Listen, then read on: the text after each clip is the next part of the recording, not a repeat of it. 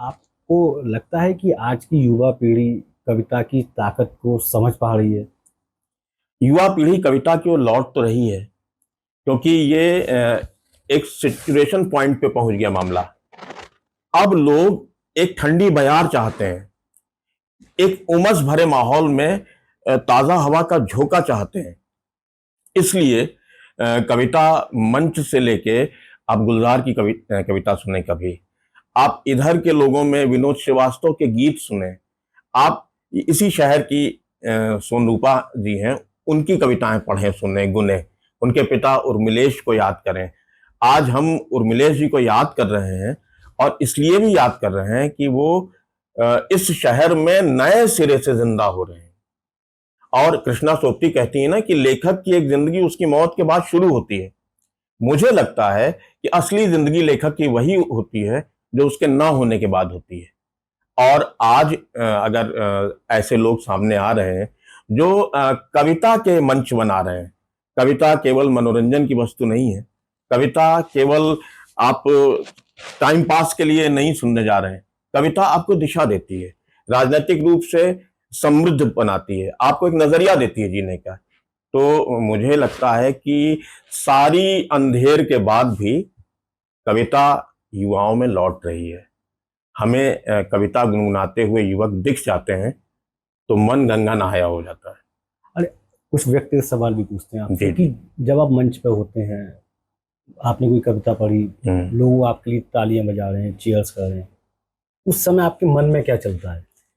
देखिए, तालियां जो है बहुत नुकसान भी करती हैं, उत्साह भी देती हैं और नुकसान भी करती हैं।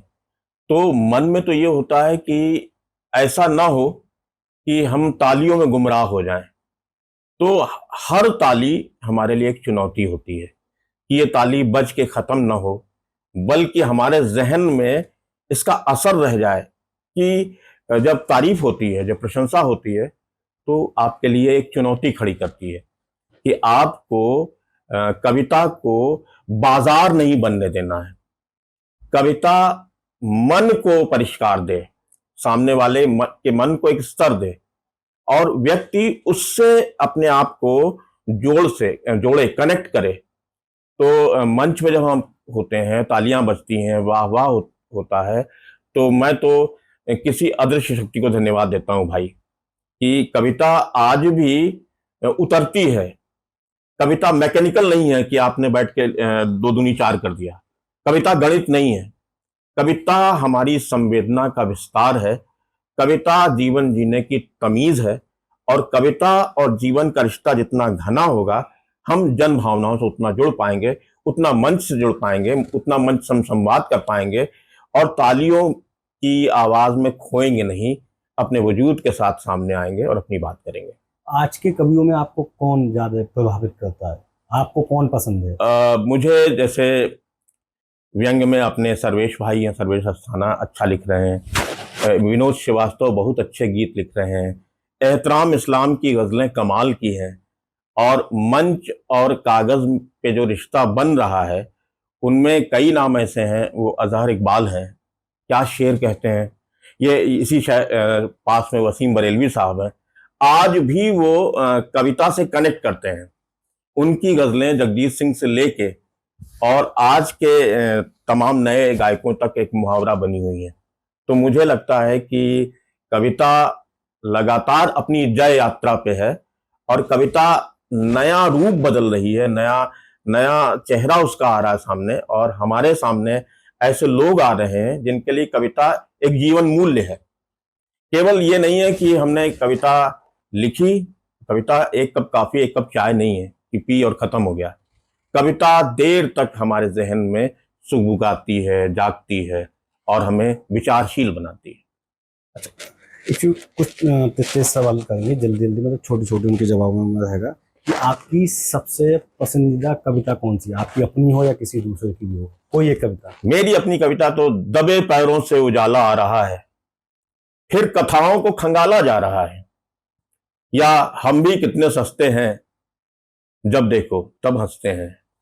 हम तो इमला लिखते हैं, जैसा चाहो दिखते हैं, रोज खरीदे जाते हैं, रोज मुफ्त में बिकते हैं। वो जब जब पर्वत होते हम दलदल में धंसते हैं, इनके या उनके आगे हम तो सिर्फ नमस्ते हैं।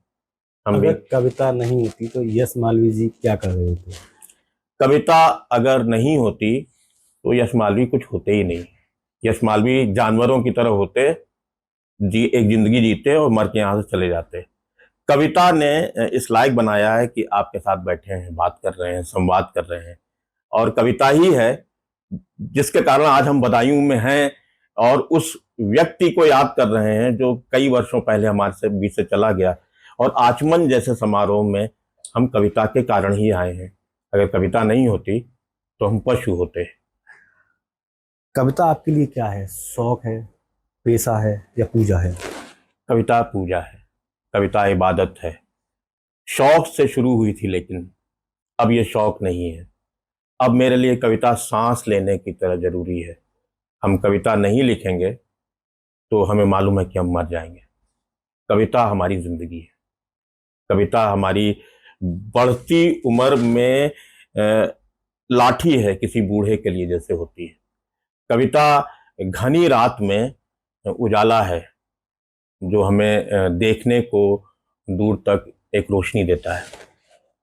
और कविता अगर नहीं है तो फिर ये जिंदगी एक रेगिस्तान है, एक मरुस्थल है, जहाँ पे जिंदगी तो है, सांस तो है, लेकिन जिंदगी की धड़कनें नहीं है। बिना धड़कन के कोई जिंदगी होती नहीं है।